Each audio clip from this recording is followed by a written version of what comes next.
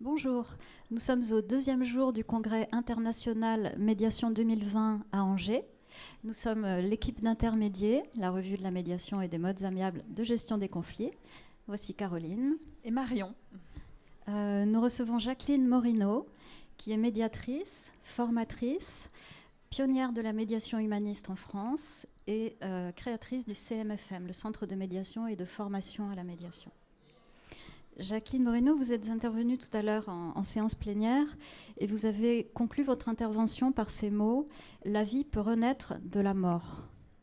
Est-ce que le rôle de la médiation serait de redonner la vie ? Bon, vous touchez à un point fondamental. La médiation est la rencontre de deux souffrances.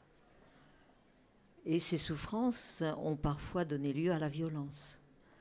Les deux sont liés. Parce que très souvent, même lorsqu'il n'y a pas violence physique, il y a violence verbale.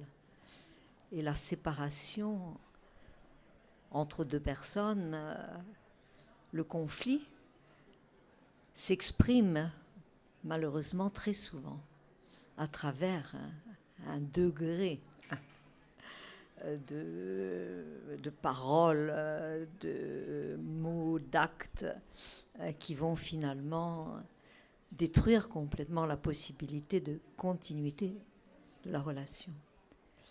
Et c'est cette rupture qui est dramatique. Parce que nous sommes tous nés et notre première expérience, c'est la séparation. Donc, partant de la séparation, chaque conflit va recréer ce traumatisme, cette crise. Et si on n'a pas une possibilité de pouvoir retrouver la relation, on reste dans le manque.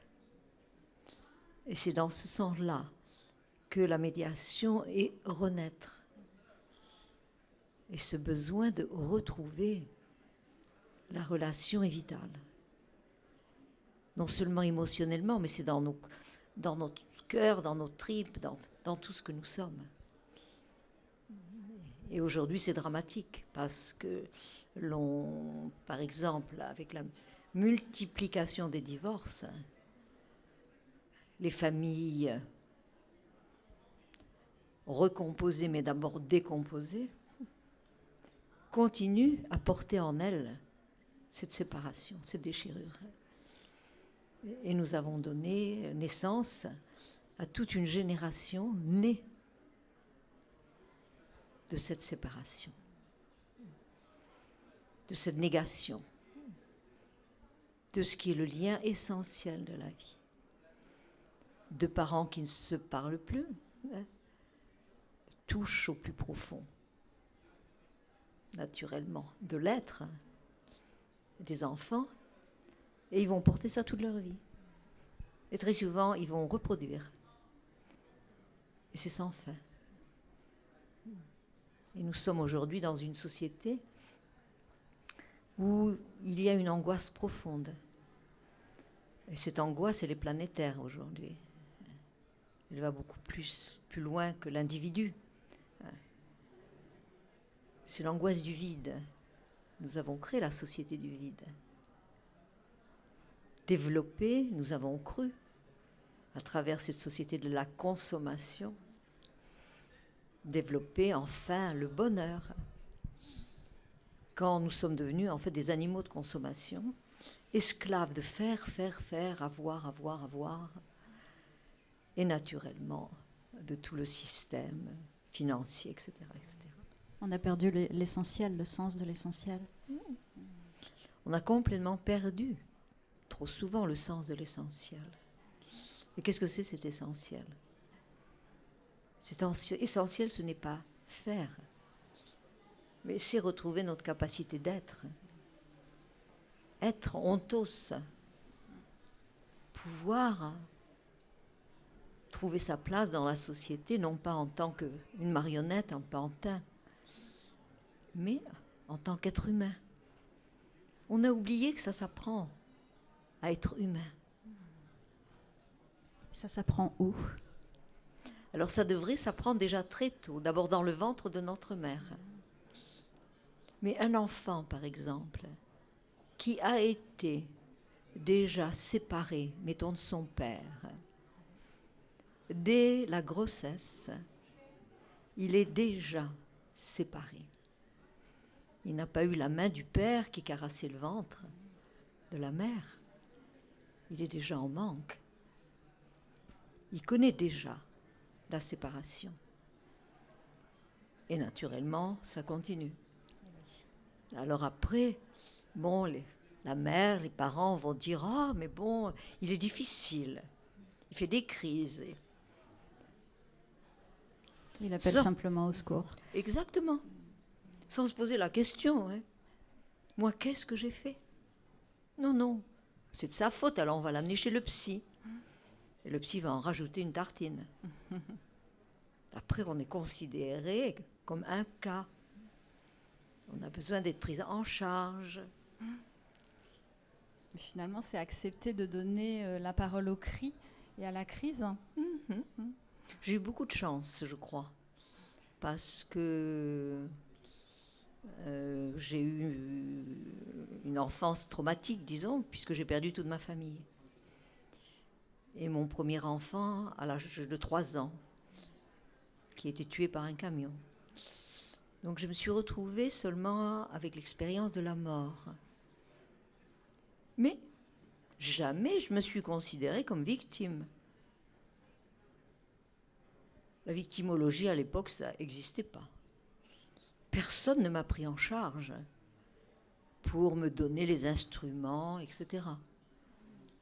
Je dis, j'ai eu beaucoup de chance, parce qu'il a fallu que ce soit moi, toute seule, avec ma petite tête, qui trouve la possibilité de m'en sortir. Et c'est l'origine de la médiation humaniste. C'est mon combat entre la mort et la vie. La médiation humaniste n'est pas du tout née d'une théorie. Moi, je ne sais pas la médiation humaniste. Mais à travers mon combat personnel et ma vie personnelle, quand je me suis trouvée par le plus grand des hasards dans la situation de créer la première expérience de médiation pénale, j'ai tout simplement puisé dans ma tragédie. Et heureusement, les Grecs avaient fait tout un travail là-dessus. La tragédie grecque. Qu'est-ce que c'est la tragédie grecque? C'est seulement l'espace, la représentation du drame humain. La possibilité de hurler. Médée va hurler pendant 3 heures sur la scène parce qu'elle doit tuer ses enfants. C'est un peu difficile.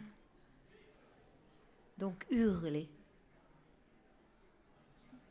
Apprendre.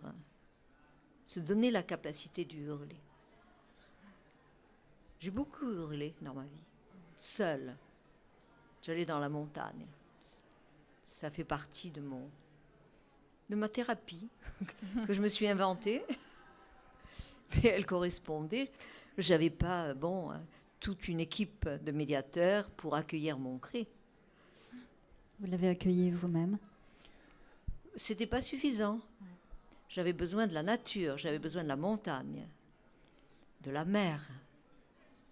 Là, il y avait un écho qui me répondait. Et il y avait Dame Nature qui m'accueillait, qui me consolait. C'était toute une relation. J'ai tellement aimé partir seule dans la montagne, en randonnée pendant des jours. Seule. Dans cet univers, en lien véritablement entre la terre et le ciel. J'avais tellement besoin du ciel. Le ciel, c'est la lumière. Il nous libère quelque part des ténèbres. C'est simple, la médiation, elle est née de mon combat entre les ténèbres et la lumière. Et la lumière. Jacqueline, on vous écouterait encore des heures. Malheureusement, on va devoir conclure cet entretien. Merci infiniment pour ce témoignage très, très touchant. Merci Jacqueline. Merci Jacqueline.